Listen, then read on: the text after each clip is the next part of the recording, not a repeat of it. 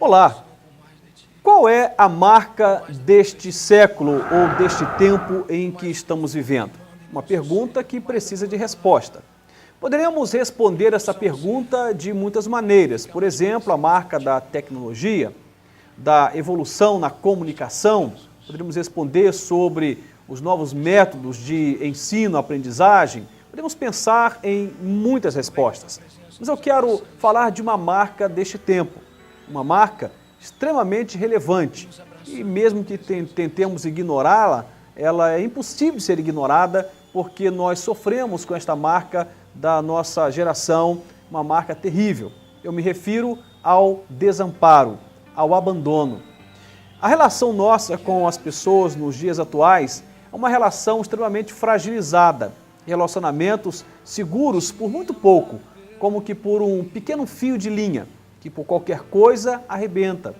Nós temos percebido um tremendo desamparo como experiência, como vivência de muitas pessoas, se não da grande maioria delas. Há uma relação com o outro tão frágil que não somente o desamparo, mas também o abandono. É uma marca muito comum deste tempo. As pessoas estão sendo abandonadas e estão desamparadas. É óbvio que esse abandono e esse desamparo tem vários formatos, ganha uma fisionomia, se assim podemos dizer, diferente de lugar para lugar. Em alguns momentos, esse abandono ou esse desamparo, ele está no campo do simbólico.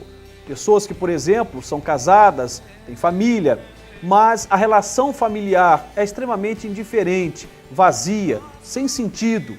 E percebe-se, mesmo estando juntos, no mesmo lugar, que simbolicamente há um abandono, há um deixar o outro para lá, como se o outro não fosse importante, como se o outro não fosse relevante.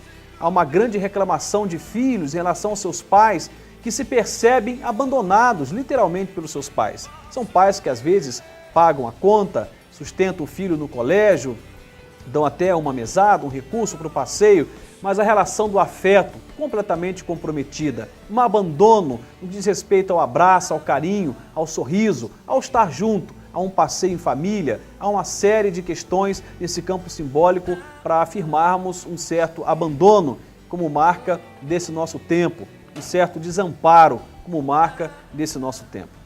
Bom, se o mundo tem experimentado desamparo, abandono, o que a Bíblia nos diz a respeito do caráter de Deus no relacionamento conosco? Falamos agora há pouco sobre o abandono simbólico, mas podemos pensar também sobre o abandono real. É muito fácil perceber isto.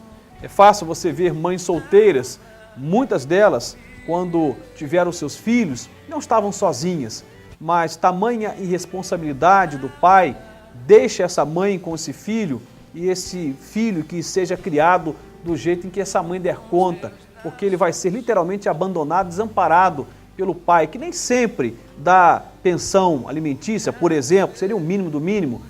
Se não dá pensão alimentícia, imagina se vai ter presença, companhia e etc. Existem mulheres que são abandonadas pelos maridos, maridos são abandonados pelas suas esposas, por aventuras amorosas, por uma série de coisas. E quando pensamos sobre esse desamparo, certamente nos assombra. Mas a palavra de Deus nos mostra, como já anunciado antecipadamente, que Deus é soberano. E a Bíblia nos mostra o caráter de Deus quando Ele se relaciona conosco. Diz assim a palavra de Deus no livro de Isaías, capítulo 33, verso 16. Percebe? O seu pão lhe será dado, as suas águas serão certas. A Bíblia fala aqui então de pão e água. Alguém poderia dizer isso é muito pouco. Bom, a palavra pão e água fala de um Deus que nos supre. É óbvio que está se referindo àquilo que é básico, mas nos mostrando que Deus, Ele está conosco. É um Deus que nos supre, é um Deus que nos abençoa, é um Deus que entra com provisão, um Deus que está presente, um Deus que compartilha afeto, um Deus que não nos desampara, um Deus que não nos abandona. Ainda no livro de Salmos, agora, livro de Salmos, capítulo 37, verso 25, a Bíblia diz assim: jamais vi um justo desamparado, nem a sua descendência a mendigar o pão. O texto aqui está falando na ordem das questões naturais, financeiras, materiais, mas nos serve de base para pensar o restante. Um Deus que diz para nós claramente que Ele está conosco, que Ele não vai nos permitir a vida de mendicância, está dizendo então basicamente que seremos supridos. A Bíblia diz que Deus não nos deixará, nem nos desamparará, que Ele estará conosco todos os dias, até a consumação dos séculos. Quando olhamos para esse Deus, isso deve nos servir como referencial de vida. Olha, quando nós nos relacionamos com Deus, somos impactados por esse Deus que diz: não vou te deixar viver numa vida de mendicância. Quando eu falando aqui de essa vida de mendicância, não estou me referindo às questões materiais apenas. Tenta ampliar isto. Falei agora há pouco sobre a carência de afeto, de carinho, de atenção. Não precisamos mendigar carinho, nem afeto, nem abraço de ninguém. Se nós entendemos que Deus nos ama e de que Ele nos ampara, que Ele está conosco, que Ele nos acolhe, podemos encontrar nele a nossa suficiência. Se alguém quiser nos amar, ótimo, será maravilhoso. Mas se não, não teremos motivo para dizer, por exemplo, a vida não tem sentido. Porque quando encontramos plenitude em Deus, satisfação em Deus, quando nos sentimos amados por Deus, passamos a nos amar.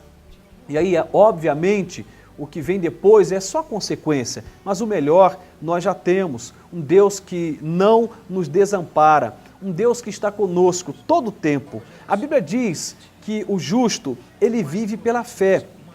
Bom, obviamente, quando a palavra de Deus nos remete a esta vida pela fé, registrada em Gálatas 3,11, a Bíblia está nos dizendo que a nossa relação com Deus só é possível quando nós nos relacionamos com Ele pela fé. Quero resumir aqui. Não dá para você perceber este amor, esse carinho, esse afeto de Deus se você não se move em fé, até porque Deus é Espírito. E aquele que os adoram, diz a Bíblia, devem adorá-lo em espírito e em verdade. Não somente a adoração deve ser no campo da fé, mas tudo mais. Só conseguimos enxergar a Deus, o carinho, o amor de Deus, o amparo de Deus, quando nos movemos por fé. Eu quero te dizer que existe muita incredulidade em nós. E essa incredulidade nos impede de perceber o quanto somos amados por Deus, o quanto somos queridos por Deus, o quanto somos amparados por Deus, o quanto podemos contar com a sua presença, com a sua companhia. A Bíblia então nos mostra claramente que esse milagre da presença de Deus é algo real. Um Deus que não nos vai permitir viver aí mendigando, de certa forma, o amor, o carinho, a atenção de alguém, porque já temos isto nele. E o que vem, como eu dizia, é uma deliciosa consequência. É tão bom quando nós sentimos esse amor de Deus, quando nos percebemos valorizados por Deus, porque se aquele que te criou, aquele que te formou, é capaz de te amar, isso deve mexer, eu imagino, com a nossa autoestima e deve nos fazer acreditar mesmo que temos valor, que somos preciosos. Eu tenho ouvido muita gente ao longo de alguns anos e o que eu percebo é que há um desamparo, um desafeto, um desamor muito grande como marca desse nosso tempo. Uma mensagem para você: se você não consegue se perceber amada por ninguém, por favor, se atente para esse detalhe. Deus te ama, Ele não vai te desamparar, Ele não vai te deixar na mão. Deus não é o Deus que sai de cena quando a nossa vida se complica. Ao contrário, a Bíblia diz que Ele está conosco. Mais do que estar conosco, Ele diz que o socorro dEle é bem presente na angústia. Isso é maravilhoso. Um Deus que está conosco na hora, por exemplo, da decepção, da frustração, do desemprego, de um relacionamento quebrado, de uma ofensa, de uma enfermidade. Um Deus que não nos desampara. Queria que você guardasse no coração essa mensagem.